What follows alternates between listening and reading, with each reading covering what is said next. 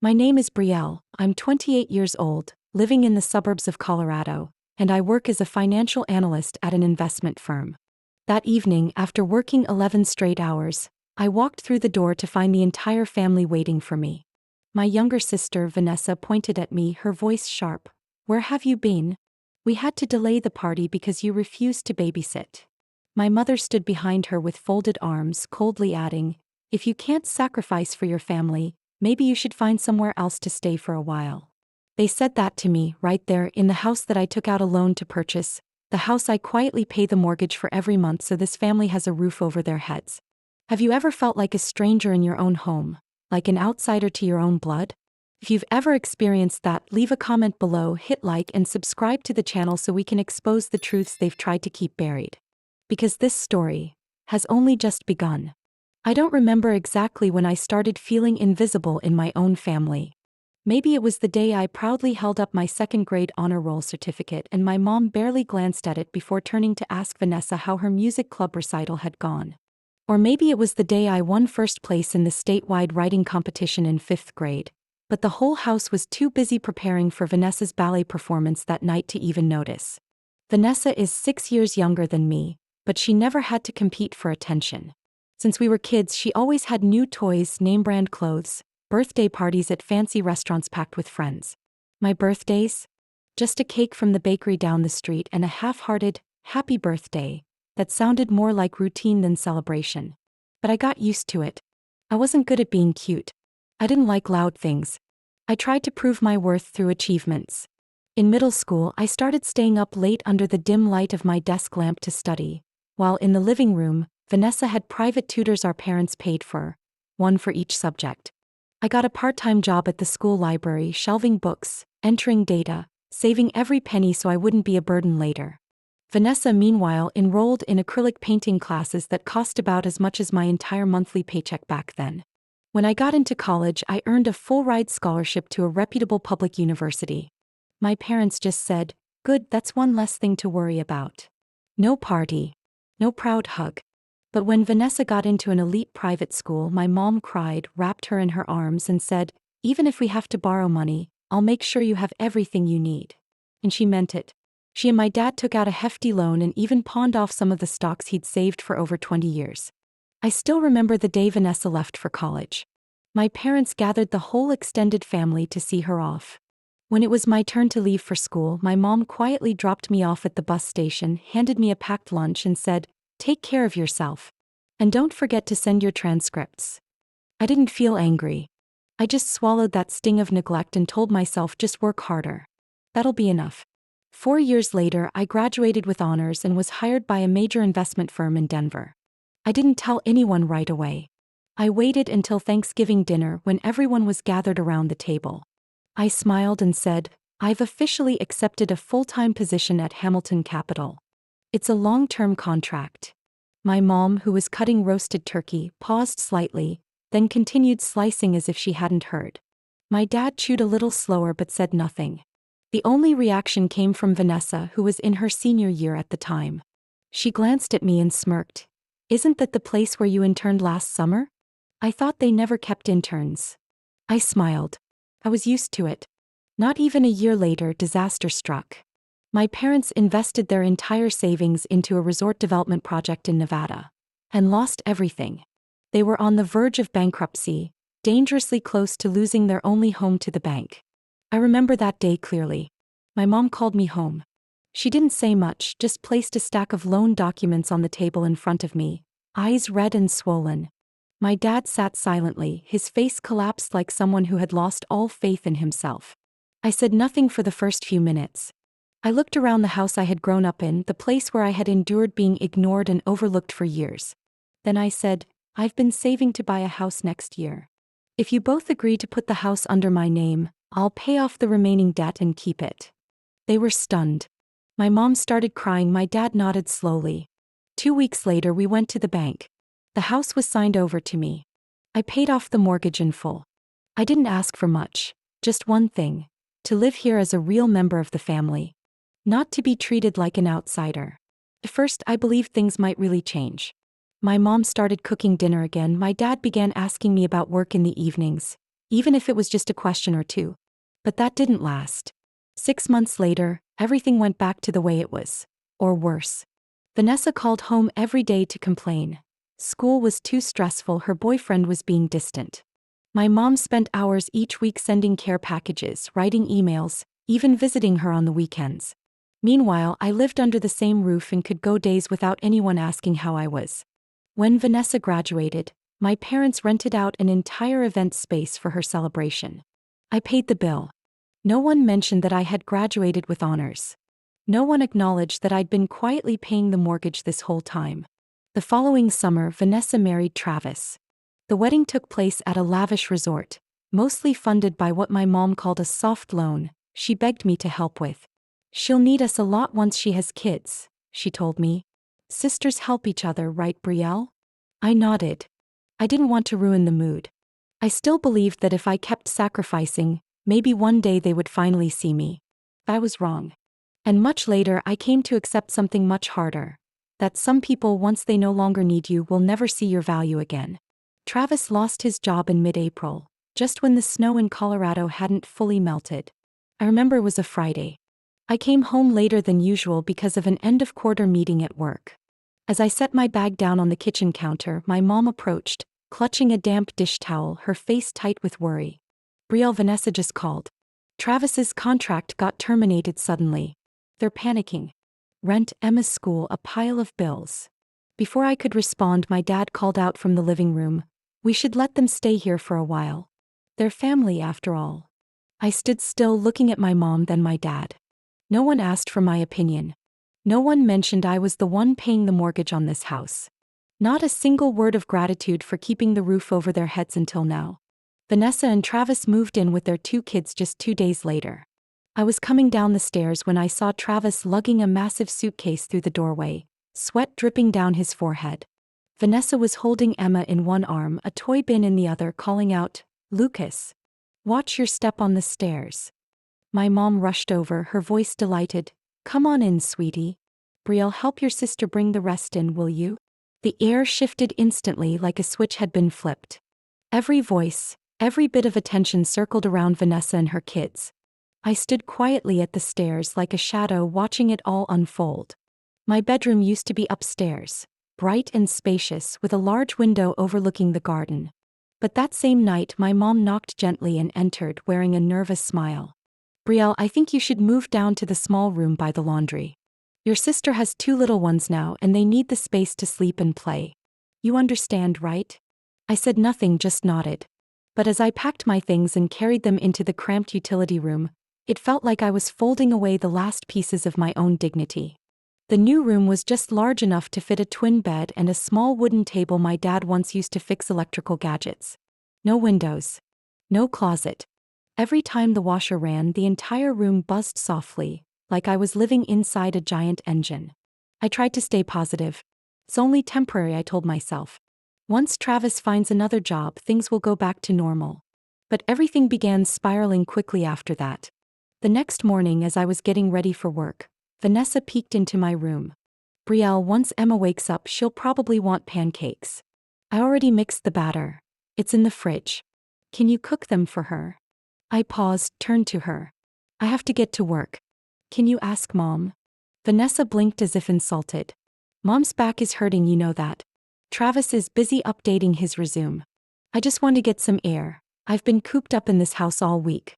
I'm seriously stressed." I stayed silent and walked past her without another word. But that was just the beginning. What followed was a string of midday text messages while I was at work. Sometimes it was, "Lucas keeps crying for me and I'm exhausted. Can you come home?" Other times, "Brielle, Emma spilled orange juice all over the carpet. Mom's furious. Can you come deal with it?" I'd have to step out into the office hallway, whispering into my phone while swallowing my frustration. "I'm at work. I can't just leave in the middle of the day." Whenever I voiced concern, my mother would respond in that soft but unquestioning tone. "Taking care of family is what women are supposed to do, Brielle. The older you get, the more selfish you become, just like those modern men who don't feel anything." And my father? He'd just nod quietly behind his newspaper, saying nothing, as if that meant agreement. I started coming home later every evening. I didn't want to sit at the table watching Travis scroll through his phone, or listen to Vanessa complain about how exhausting it was to stay home with the kids all day. They always made it sound like I had no clue what real hard work looked like. By the time I walked through the door, Emma would be climbing on the sofa, scribbling on the walls with markers, and Lucas would be slamming his toys against the coffee table legs, making the whole house shake. Vanessa was still chatting casually on FaceTime, while my mother brought Travis a glass of orange juice like he was some kind of honored guest. I'd sit on my bed, open my laptop, and try to pick up where I left off. But the sounds of screaming children echoed through the thin walls. Sometimes I'd put on headphones and let white noise flood my ears just to drown out the crying upstairs. I didn't know exactly when I started having trouble sleeping. I'd lie in the dark, sighing, not from the workload, but from the growing sense that I had somehow become the help in my own house. One Tuesday night, while I was slurping instant noodles at the laundry table, Vanessa walked in. She sat across from me with a sweet smile. "Hey, can you watch the kids this weekend? Travis and I are going on a picnic out of town with some friends." I set my chopsticks down and answered evenly, "I've got plans this weekend." She frowned. "Plans? With friends? Why would that be more important than family?" I didn't respond. I got up, carried my bowl to the sink, and felt something inside me crack. More and more, it became obvious that in their eyes, I was nothing more than a walking appliance, one that cooked, cleaned, and nodded on cue. The house I once thought of as my haven had become a place where I was slowly draining myself just to keep everyone else comfortable. And I began to realize, if I didn't sever this dynamic myself, it would keep consuming me until there was nothing left.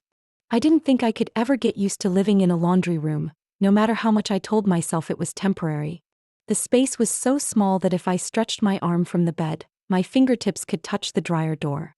There were no windows, just a narrow vent above the wooden door, letting in a faint beam of daylight each morning and the sound of kids stomping around every evening. I tried to make the best of it. I stacked a few books on an old shelf, laid a fresh bedsheet on the narrow twin mattress, and clipped a small reading light to the corner wall like I was pretending to create some livable space. But no matter how I arranged it, I couldn't block out the sound of Emma's nightly tantrums or Lucas's whimpering protests about bedtime. Those sounds pierced through the thin ceiling like steady waves, and I rarely got more than 3 hours of sleep a night. I used to cherish the stillness of night, the calm evenings with just me, a hot cup of tea, and my laptop open to a spreadsheet of financial analysis. But ever since I moved into that cramped room, all of that disappeared. One Thursday night, I took my laptop to the laundry counter, intending to finish a project report, when Emma suddenly burst in holding a juice box. She tripped over the threshold and the milk exploded straight onto my keyboard. I yelped, lunged to grab it, but it was too late. The screen blinked, flickered, and went dark. Vanessa came running in, breathless. "Oh my God, I'm so sorry. Emma, you can't run around like that." But just seconds later, she turned to me. "Do you have another one? I mean, doesn't your company give you new laptops or something?" I didn't say anything. I just kept wiping the milk, trying to save the one device that had been with me through every major project over the past 3 years. The next day, I had to take the morning off to bring it to a repair shop. The technician said the motherboard was fried. I sat in that shop for nearly an hour, not because I was upset about the cost, but because a wave of hopelessness washed over me and I couldn't fight it. That evening, I worked overtime to make up for the missed hours. When I finally got home, the house was dark with just a faint light glowing from the kitchen. I opened the door to my room, or rather the storage closet I now lived in, and froze. The closet was wide open, my belongings scattered across the floor. A few dresses I only wore on special occasions were hanging loosely from the rack. The teal silk dress I wore when I signed my first contract at work was wrinkled, with a faint lipstick stain near the hem. I stood frozen for a moment. Then I walked to the living room where Vanessa was lounging on the sofa, twirling a freshly curled strand of hair. "You went into my room?" asked my voice low. She looked up, not even pretending to be embarrassed. "Yeah. I needed a dress for a party tomorrow night with Travis. Nothing I have really works." "You could have asked first," I said slowly. "You're never home," she replied with a shrug. "What's the point of asking? And honestly, you don't even wear those anymore. They've just been hanging there collecting dust." I didn't answer. I walked back, folded every dress into a bag and slid it under the bed. Not because I was afraid of losing them, but because I couldn't stand feeling like I no longer had a right to what was mine. Each day I felt more like a nameless tenant in my own home. I had to knock before using the bathroom because Vanessa would lock it for hours to do her hair. I had to wait until the kitchen cleared to cook a simple dinner. Every corner was filled with toys, clothes, and baby gear. There was no space left that felt like mine. At night, I ate alone in the kitchen corner while the living room TV blared sitcom laugh tracks. I was no longer part of the family conversation, if there even was one anymore. One evening, my mother walked by as I sat eating boiled eggs and toast. She sighed and said, "No man's ever going to want a woman who lives like this. You're at home, but you should know how to take care of things. If you keep being so distant, how will you ever find a husband?" I set my egg down and swallowed hard. I wanted to say, "Mom, the daughter you spoil all day is the one nobody could handle." But I didn't.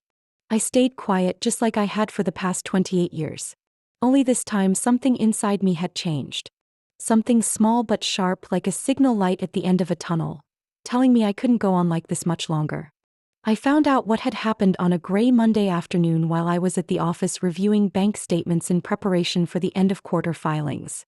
I was about to transfer my usual payment toward the mortgage when I noticed something strange. The name on the latest payment wasn't mine. It was Vanessa Harding. I blinked, thinking I misread. I clicked open the transaction details and scrolled down. No mistake.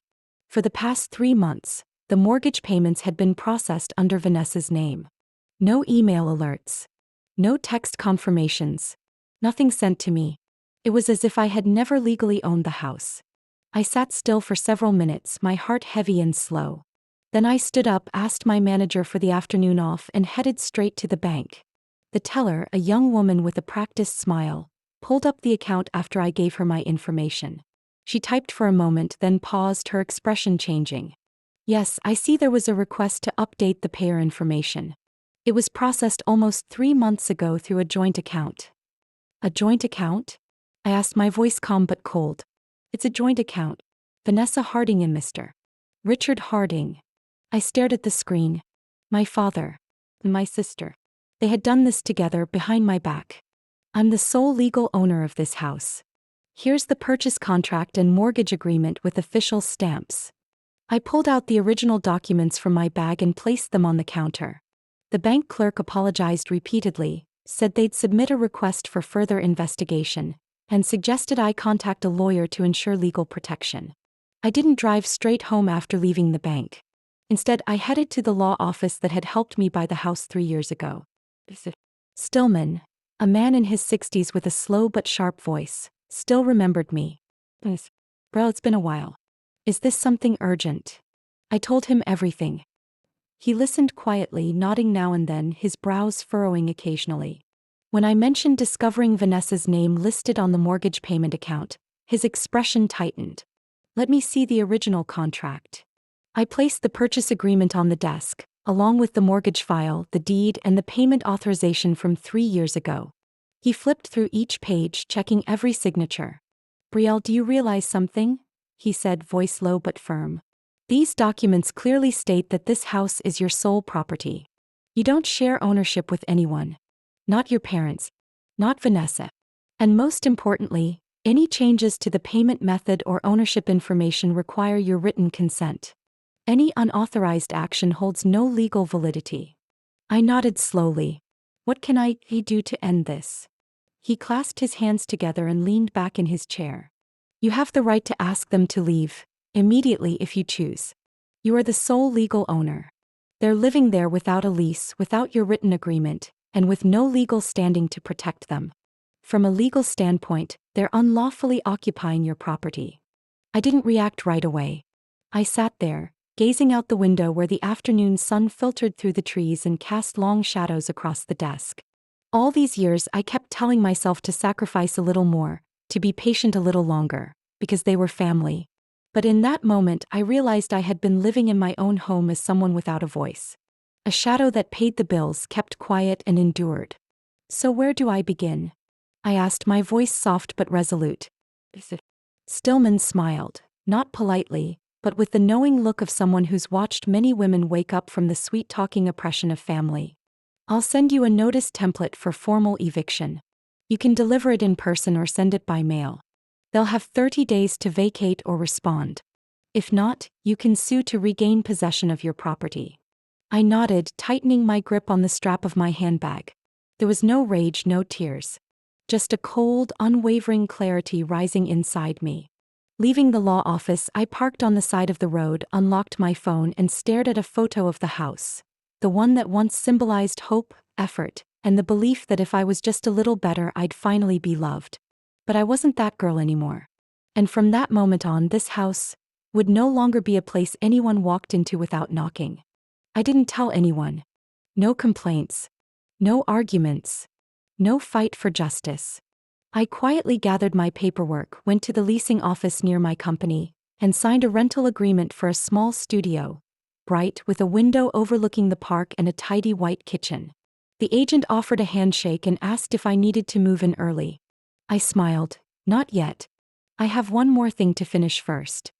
I planned my exit like a soldier retreating from the battlefield. Silent, careful, leaving no trace. I gradually packed away my personal items. Savings documents, work files, clothes I rarely wore. Each day I took a few things, tucked them into my trunk, and stored them at the office. No one at home noticed. They were used to me appearing and disappearing like air. I waited for the right moment. And it came on an early July evening when Vanessa barged into my room, without knocking as usual, holding a pint of ice cream and a bridal catalog. "You don't have any plans this weekend, right?" she asked, plopping down on my bed like it was hers. "Travis's best friend is getting married. In Boulder. We'll be gone all weekend. Mom, Dad, Travis, and me. Can you watch the kids? I've prepped their food, it won't be much trouble." I gently closed my laptop and looked at her, my voice barely above a whisper. "Sorry. I already booked a trip to Florida." Vanessa blinked. "Florida? What? For work?" "No. Vacation. With friends." She frowned as if offended. "So you're just leaving Emma and Lucas at home alone?" "I'm leaving them with their parents. Their biological parents. The ones going to the wedding. You know kids aren't allowed at the ceremony. It says no children on the invite." "Then maybe someone should stay home." I shrugged. Silence stretched for several seconds. Then Vanessa stood up abruptly, face flushed. "You're so selfish. This whole family's always supported you, and now, just one little favor." I cut her off, eyes still on my laptop screen. "I never needed support. And this isn't a little favor. This is my life." That night I turned off my phone. I packed light, just a few outfits, books, an old camera, and a printed boarding pass. I caught a cab at 6 in the morning. As the plane lifted off the runway, I felt like I had just cut away an invisible chain that had wrapped around me for years. 3 days in Key West passed like a gentle dream. I drank morning coffee on a wooden balcony with coworkers, ate fresh seafood, soaked up the sun, went paddleboarding, and stayed up late talking about little joys, like what instrument someone used to play or which book recently made them feel whole. I didn't check my phone. Didn't open email. Didn't touch anything that reminded me of that house in Colorado. On the third afternoon, I landed at the airport under soft golden sunlight. When I turned on my phone, it lit up with dozens of missed calls, unread texts, and emails. From Mom. From Vanessa. From Dad. The notifications kept rolling in. "Call Mom now. Emma won't sleep. She keeps asking for Aunt Brielle. Do you even care about your family? What does that word mean to you? Brielle, you've really let Mom down." I stopped reading. I silenced all notifications and drove straight home. The house was strangely quiet when I stepped inside. The living room light was on, but there was no laughter, no voices. The air smelled faintly of cold food. As I set my bag down, I heard hurried footsteps from the kitchen. Vanessa stood there, her face tight with anger. "What the hell do you think you just did?" I didn't answer. I walked to my room and saw the door already open. My things had been rummaged through. A blouse was torn at the sleeve. My laptop was off-kilter on the desk, the charger cord yanked apart. I turned around. My mother stood there, arms crossed. "You disappeared for 3 days. Didn't tell anyone. Not a single word. Do you have any idea how worried we all were?" "Worried?" I replied, locking eyes with her. "Or angry that there was no one around to babysit?" My father sat on the couch, eyes averted, but his voice was firm enough. "You embarrassed the whole family. People asked where you were. Your mother and I had to lie for you. Vanessa chimed in sharper. So what, you're not part of this family anymore? I exhaled, speaking slowly, clearly. Maybe. Because I was never really treated like a true member of this family to begin with. No one said a word. I went back to my room, locked the door, and sat on my bed. Before opening my suitcase, I pulled out a large white envelope. Inside was a photocopy of the 30-day notice to vacate, already prepared by Stillman's law office. I set it on the desk. Tomorrow morning I'd put it in front of each one of them. But tonight I just wanted to lie still in the dark, listening to the silence filling this house that never really belonged to me, even though on paper it always had. That morning I asked to work from home because I had paperwork to go over with the attorney. I had just poured my second cup of coffee when Emma ran into my room, holding Travis's laptop in her arms. She grinned, proudly lifting it up. "Auntie, I got the movie to play." I chuckled, bent down to take the laptop and check what she'd opened. But the screen didn't show YouTube or any streaming app. A chat window was wide open, between Travis and a woman named Alyssa R. I'm not the snooping type. But the messages were right there in front of me, impossible not to read. And then, like a curtain being ripped away, everything came crashing down. "I wish you hadn't had to leave early last night. Your perfume's still on my shirt." Vanessa didn't suspect a thing. "Next Saturday, can you come up with an excuse to skip your night shift? I'm thinking a little getaway, just the two of us. I'm so tired of pretending every night, but I can't leave yet, not now." My hands trembled as I scrolled down. The most recent message was only 3 days ago. Travis was having an affair. Not just a moment of weakness, but an ongoing relationship, carefully concealed behind deliberate silence. I looked at Emma. She was happily playing with her markers on the floor, blissfully unaware. I took a deep breath, closed the laptop, and placed it high on a shelf out of her reach. Inside me was a quiet collapse of something fragile that had already been cracked for a long time. That afternoon, when Vanessa came home from a shopping trip, I waited for her in the living room. Travis wasn't there. I watched her set her bags down, take off her coat, and head toward the kitchen. She looked surprised to see me sitting there, like she sensed something was about to happen. "What are you doing just sitting here?" Vanessa asked, cautious. I didn't hesitate. "Travis is cheating." It was like throwing a stone into a still pond. No screaming, no shattering glass, just Vanessa frozen at the kitchen doorway. After a moment, she slowly turned back toward me. Her face didn't show surprise, but rather a deep exhaustion that had been buried for too long. "You read the messages?" she said, her voice raspy. I nodded. Emma brought me the laptop. The chat window was open. I didn't mean to read it, but I did. Vanessa slumped into the chair across from me. She said nothing for a long time. I didn't push. "I know," she finally said, her voice flat. I looked at her, my chest tightening. "How long?" "About 4 months. Maybe longer." I started to suspect when he kept making excuses about weekend business trips. One time I saw lipstick on his collar. He said it was from a coworker hugging him goodbye at a company party. She gave a bitter laugh. I wanted to believe him. "Then why didn't you say anything? Why not confront him? Why not leave him?" Vanessa covered her face, her voice barely holding together. "You think I didn't want to? You think I haven't sat alone in the bathroom at night, throwing up from shame and anger? But I can't leave. I have nothing. No job. No income. Nowhere to go. This house, this life, it's all I have left." I sat in stunned silence. Vanessa, the one I always thought had it easy, was trembling now, afraid of losing the illusion she had worked so hard to preserve. "You're going to kick us out, aren't you?" she whispered. I didn't answer right away. I looked at her, not as the demanding, entitled sister I had grown up with, but as a woman clinging to the last fragments of a life built on someone else's sacrifices. "I can't keep living in a house where I'm treated like a maid," I said, calm but firm. "I can't keep paying for mistakes I didn't make." Vanessa clenched her fists. "I need him. I need this house. I can't lose both at the same time." That stopped me cold. It wasn't an apology.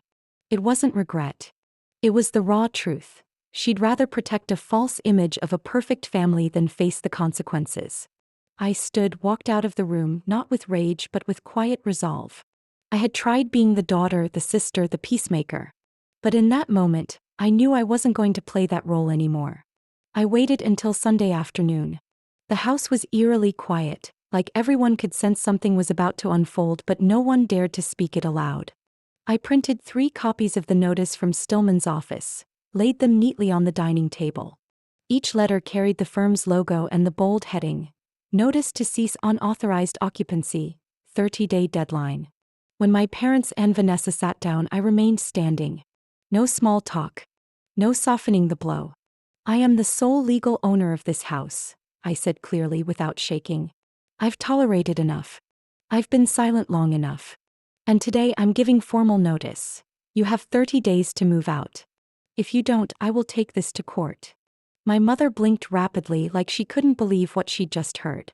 My father stiffened, gripping the edge of the table as if to stay grounded. Vanessa sat frozen, then sprang to her feet, her voice shrill. "You've lost your mind. This is our home. You're throwing your whole family out into the street." I didn't reply. I slid each notice toward them across the table. Silent. As if those pages had already said everything I needed to say. My mother stood abruptly, face pale, hands trembling. "No, no way, you can't do this. I'm your mother." She collapsed to the floor. I instinctively moved to catch her. But when her eyes met mine, I no longer saw real worry, only panic. Panic about losing control, not a mother's heartbreak over a daughter's betrayal. Vanessa rushed over, helped her up, then turned to me, eyes red and filled with fury. "You betrayed this family. You're cruel, selfish, cold. Do you even realize you'd be nothing without Mom and Dad?" I looked at her and felt a quiet, aching sadness, not from the accusations, but because my sister still lived in a world where past favors were shackles to bind someone forever. "No one in this house ever gave me a chance to be myself," I said calmly. "I used to think if I worked hard enough, stayed quiet enough, was kind enough, maybe I'd be seen. But recognition never came. Only more expectations. More weight. More demands. I carried this entire house on my back, through sweat and my own money, only to be pushed down into the basement, living like a shadow in a place that legally belonged to me." My father hadn't spoken at all. Till now. He finally opened his mouth, voice low and slow, like each word weighed something heavy. "Brielle, what you're doing, you're destroying this family. Your mother won't be able to take this. Your sister's going through a tough time. Men make mistakes. You're successful. Can't you show a little grace?" I didn't laugh and I didn't get angry. I simply sat down and looked him in the eye. The man who used to be my only safe place as a child, and yet the same man who always turned away in silence when I was overlooked in favor of my sister. "Dad," I said softly, "kindness doesn't mean letting people trample you. Forgiveness doesn't mean pretending it never happened. I've forgiven plenty of times. When I had to fight for scholarships while Vanessa was given everything, when I signed for this house so you and Mom wouldn't lose everything, when I was pushed into the laundry room and no one apologized. But now the line's been crossed. And I'm not going back." The room fell silent. The ticking from the clock on the wall echoed sharp and clear. Vanessa started sobbing loudly. "You're tearing everything apart. You're destroying this family. It's not my fault I was loved more than you." I stood up without a word. I gathered the original documents from the table and slid them into my bag. Before walking away, I said in a low, steady voice, like a final snip of the thread tying me to all those years of one-sided sacrifice, "I'm not destroying anything. I'm just finally taking back what's mine." Then I went back to my room, locked the door and sat on my bed. No screaming. No tears. Just a strange, deep silence, as if an old door had slammed shut in my soul, and another one had slowly opened. One where I no longer stood in the shadows of family dinners. 3 weeks after I issued the ultimatum, the house began to empty out. First, my mother quietly packed boxes in the living room, mumbling to herself, words I wasn't sure were for me or just for the air. She didn't argue anymore, didn't sigh or dab her eyes with tissue whenever I walked by. She just avoided looking at me like my presence was a mirror she couldn't bear to see. My father spoke even less than usual, if that was possible. He spent most of his time in the backyard or the garage, silently unscrewing old shelves and placing tools into wooden crates. One day I saw him sitting out back smoking a cigarette, something I hadn't seen in over 20 years. He saw me too but said nothing. I didn't say anything either.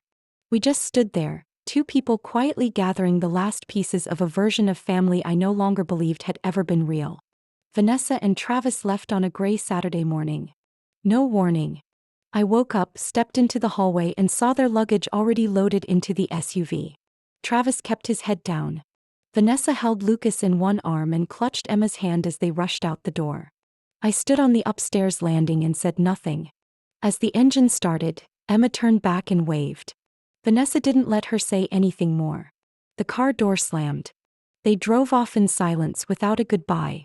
Back in the living room, I saw a piece of paper neatly placed on the wooden table. White sheet, Vanessa's slanted handwriting. Just one line. "You'll regret losing your family." I stood there, the note in my hand, reading it over and over like maybe the words would change if I stared long enough. But they didn't. They held the same tone I'd always known. Not grief but accusation. Not regret but one final hit, hoping I'd flinch, turn back, regret. I folded the note and tucked it into the bottom drawer of my filing cabinet. Not to keep but to remind myself. There are boundaries. And if you don't draw them, people will walk right past without ever knowing they crossed a line. I spent the rest of that afternoon cleaning. I started in the living room, where all those framed photos of the perfect family Vanessa loved to show off used to hang. I took each one down. Their wedding picture, Lucas's birthday, the family trip to Arizona. I set them aside. I didn't throw them out. I just didn't want them where I could see them anymore. I wiped down the table that still held smudges from Emma's art markers, swept the crumbs under the couch, vacuumed every inch of the carpet. I opened every window in the house, letting the breeze wash through every room, blowing out the must, the stale air, the traces of years I spent too afraid to ask for peace. My room, the old laundry room, was now empty. I had moved upstairs, back into the bedroom I gave up long ago. It glowed with sunlight, still draped in the beige curtains I picked when I first graduated college. I set my old lamp beside the bed, hung a soft oil painting I'd bought in Florida. I played some light jazz, brewed a cup of mint tea, and sat there in the quiet like someone finally finding herself again. In the days that followed, I started to feel what it meant to live, not just survive. Each morning I woke with the sun streaming through the window, not to a child's cries or someone shouting my name. I made my coffee, read the paper, sometimes just listened to music and watched the little bamboo plant by the window sway in the breeze. I called in a few professionals to repair parts of the house. New paint, new carpet, changed the front door lock. I wanted this home to truly be mine, no longer echoing with the years I was made to feel invisible inside my own space. I started gardening. A few pots of lavender by the porch. Ivy trailing down the railing. I never knew I loved nature so much. But every afternoon when the wind rustled through the leaves, I felt something inside me finally settle. I didn't call anyone from the family. No texts. No voicemails. No replies. Sometimes I saw my mother's number flash on the screen. I let it ring out. I didn't know if she was calling from longing, anger, or need. But I knew this: I was no longer obligated to carry the weight of that call. And strangely, though the outside felt quieter, inside I was lighter than I had ever been. No more tiptoeing into the kitchen. No more pretending to be patient in conversations where I had no voice. No more living in a house full of people but feeling utterly alone. I hadn't lost my family. I had simply stopped being the backdrop in a performance where I was always the supporting role. And I realized, sometimes the hardest thing isn't losing someone. It's realizing you never truly had them. One Friday afternoon, as I watered the lavender pots outside, the familiar mail carrier approached and handed me a small cream-colored envelope. No logo. No return address. Just a soft, unmistakable handwriting. My mother's. I took it inside and placed it on the kitchen table, staring at it for a long while. The envelope was thin, light, unsealed. I could have ignored it. Tossed it into the drawer, left it unread. But I didn't. I brewed a cup of tea, sat down, and slowly tore open the edge. Inside was a folded note, writing slanted and slightly shaky in places. Well, I don't know where to begin. I'm sure you're furious with me. Maybe I have no right to send this letter. But I had to try. I've been thinking a lot about everything, about what I did and didn't do. And I know I hurt you deeper than any mother ever should. I read slowly, eyes catching on each period. The words weren't long but heavy enough to weigh down my chest. I was wrong to let you carry the burden of this house. Wrong to stay silent when you were treated like a shadow. I thought if you were strong, you didn't need me the way Vanessa did. But I forgot, being strong doesn't mean not hurting. I'm sorry. For everything. If one day you're ready, I hope to sit beside you, just to listen. No demands. No justifications. Just a mother trying to relearn how to be one. There was no signature. No formal closing. Just a blank space at the bottom of the page, as if she was leaving room for me to choose whether to continue or fold it away. I folded the letter and placed it into the drawer next to the kitchen, right where I had once kept the note Vanessa left behind with her threat. 2 pieces of paper. 2 voices. 2 intentions. And between them, a distance I no longer felt the need to rush to close. That night I didn't fall asleep right away. I sat on the second-floor balcony where I could look down at the white daisies blooming below. The breeze was cool and the sky quiet. I thought about the last time my mother held my hand tightly. It was when I was 8, had a seizure from a fever and was rushed to the emergency room. I remembered her sitting beside my hospital bed all night, stroking my hair and whispering prayers. But what came after that? After that were the years where my name stopped being called at dinner, where no one asked how school went, where I received scholarships with no hug waiting on the other end, only smiles I shared alone in a dorm room. I don't know if my mother wrote that letter out of sincerity, guilt, or because she realized she had lost her final anchor. But I did know for the first time in many years I had a choice. And my choice was not to rush. The next morning I got up early, took a walk around the neighborhood, then stopped by my favorite coffee shop near the office. The barista called my name with a warm smile. I sat at the table by the window, opened my laptop, and began revising a presentation for a conference happening early next week. Beside me was a canvas tote holding documents, a few books, and a lunchbox I had packed the night before. Neat, complete, just like the way I was living now. No one called in the middle of the day asking what's for dinner.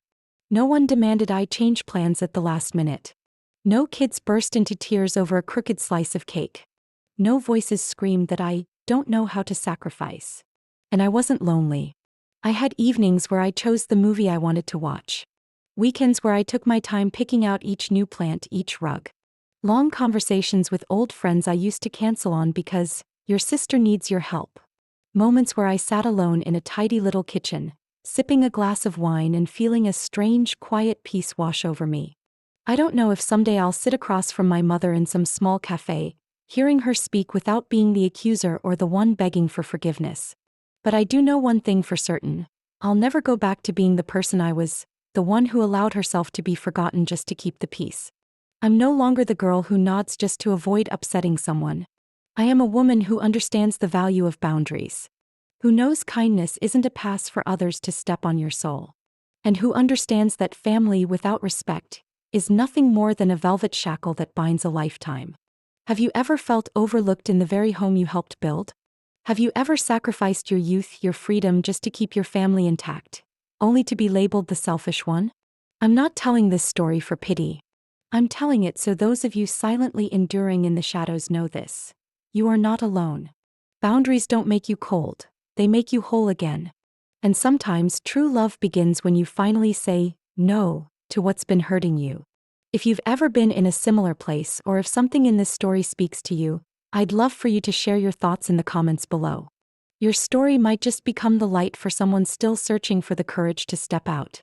And if you want to stay connected with more real, heartfelt, and relatable stories about family life and the quiet awakenings of ordinary people, don't forget to like, subscribe, and turn on the notifications. There's so much more we'll discover and understand together.